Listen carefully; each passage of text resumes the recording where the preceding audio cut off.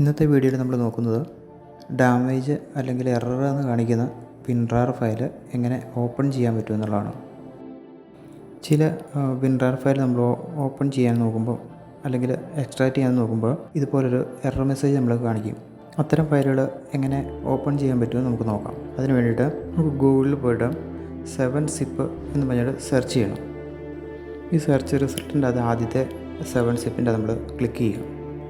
ഇപ്പോൾ ഇവിടെ ഓപ്പൺ ചെയ്ത് വന്നിരിക്കുന്നതിൻ്റെ അത് 3 ഡൗൺലോഡ് ലിങ്ക് നമുക്ക് കാണിക്കുന്നുണ്ട്. അതിൽ ആദ്യത്തെ നമ്മൾ സെലക്ട് ചെയ്ത് ഡൗൺലോഡ് ചെയ്യുന്നു. ഇനി ഡൗൺലോഡ്സിൽ പോയിട്ട് നമുക്ക് അത് ഇൻസ്റ്റാൾ ചെയ്യാം.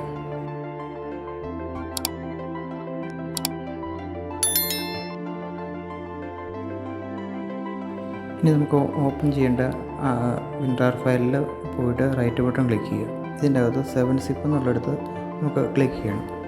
അതിൻ്റെ അകത്ത് നമുക്ക് എക്സ്ട്രാക്റ്റ് ഹിയർ എന്നുള്ളിടത്ത് ക്ലിക്ക് ചെയ്യാം. ഇപ്പോൾ നമ്മുടെ ഫയൽസ് എക്സ്ട്രാക്റ്റ് ചെയ്ത് വരുന്നത് നമുക്ക് കാണാം.